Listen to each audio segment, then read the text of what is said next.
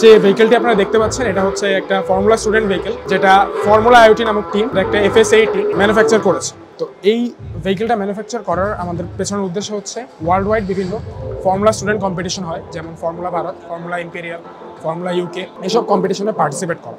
তো 20 সাল থেকে এই প্রজেক্টটা লঞ্চ করা হয়। অলরেডি আমরা স্ট্যাটিক লেভেলের বিভিন্ন কম্পিটিশনে পার্টিসিপেট করে বিভিন্ন প্লেসেস অ্যাকোয়ারও করেছি, যেমন হচ্ছে ফর্মুলা ভারত, ফর্মুলা ইম্পেরিয়াল।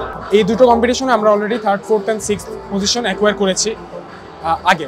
এখন আমাদের নেক্সট টার্গেট হচ্ছে ফর্মুলা চায়না, যেটা এবছর অক্টোবরে অনুষ্ঠিত হবে। সেখানে আমরা ডাইনামিক ইভেন্ট অর্থাৎ মূল যে রেসিং কম্পিটিশন সেটাতে পার্টিসিপেট করার যে লক্ষ্য সেটা নিয়ে আগাচ্ছি। আমাদের যে ইঞ্জিনটা ব্যবহার করা হয়েছে সেটা হচ্ছে KTM 390 ডিউক, যেটা হচ্ছে 390 সিসির একটা ইঞ্জিন। এটা হচ্ছে আমাদের যে ফর্মুলার রুলস সেটার কমপ্লায়েন্সের জন্য এই ইঞ্জিনটা ব্যবহার করা হয়েছে। আর এখানে যে চ্যাসিতে আমরা যে মেটেরিয়ালটা ইউজ করেছি সেটা হচ্ছে MS।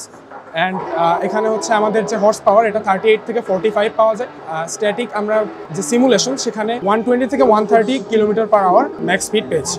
এটা হচ্ছে আমরা যে নর্মাল পিচঢালা রাস্তা আমরা দেখতে পাই সেই রাস্তার জন্য উপযোগী না। এটার জন্য হচ্ছে আমাদের স্পেশাল যে ট্র্যাক আছে সেই ট্র্যাকেই একমাত্র চালানো সম্ভব। ওয়ালটন আবারও মিলিয়নিয়ার অফারে ওয়ালটন ফ্রিজ কিনে আপনিও হয়ে যেতে পারেন মিলিয়নিয়ার।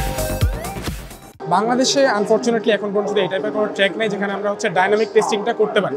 এজন্য আমাদের ম্যাক্সিমাম স্পিড যে আমরা যেটা বললাম সেটা হচ্ছে আমাদের সিমুলেশন করে বের করতে হয়েছে যে কত উঠতে পারে। এখন আমাদের নেক্সট স্টেজ যেটা সেটা হচ্ছে ফর্মুলা চায়না, সেখানে গিয়ে আমরা হচ্ছে এটা আলটিমেটলি ট্র্যাকে নামাতে পারবো। এই গাড়িগুলো তৈরি করা হয় হচ্ছে ওই যে ফর্মুলা স্টুডেন্ট যে কম্পিটিশনটা, এটা হচ্ছে ফর্মুলা 1 কম্পিটিশন সম্বন্ধে যেমন আমরা অনেকে অবগত আছি, যেটা বেশ পপুলার। তো ফর্মুলা 1-এর আদলেই হচ্ছে স্টুডেন্টদের জন্য, ইউনিভার্সিটি স্টুডেন্টদের জন্য ফর্মুলা স্টুডেন্ট কম্পিটিশনটা হয় FSA। এই গাড়িটার পেছনে আমাদের এখন পর্যন্ত 14 থেকে 15 লাখ অ্যাপ্রক্সিমেট খরচ হয়েছে।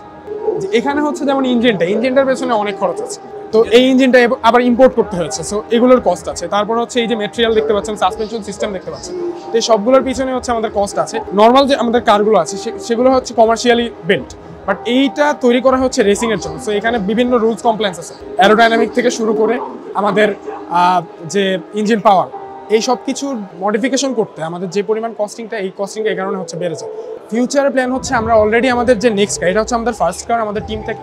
আমাদের যে নেক্সট কারটা, সেই নেক্সট কারটা অলরেডি কনসেপ্ট স্টেজে চলে আছে এবং হচ্ছে ওটা ডিজাইন স্টেজ অলরেডি চলছে। অ্যান্ড হচ্ছে আমাদের আরও এর পাশাপাশি যেমন হচ্ছে একটা কার্ট, যেটা হচ্ছে আমাদের প্রথম ইলেকট্রনিক ভেহিকেল, এটা যেমন CV। তো আমাদের ইলেকট্রনিক ভেহিকেল আমরা অলরেডি হচ্ছে কার্টের কাজ শুরু করে দিয়েছি। আমাদের লক্ষ্য হচ্ছে ওটা যদি ইনশাআল্লাহ যদি হচ্ছে ওটা সাকসেসফুল হয় তাহলে হচ্ছে আমরা এরপরে যে কারটা বানাবো সেটা হচ্ছে আমরা ইলেকট্রনিক ভেহিকেলের দিকে শিফট করার চেষ্টা করব।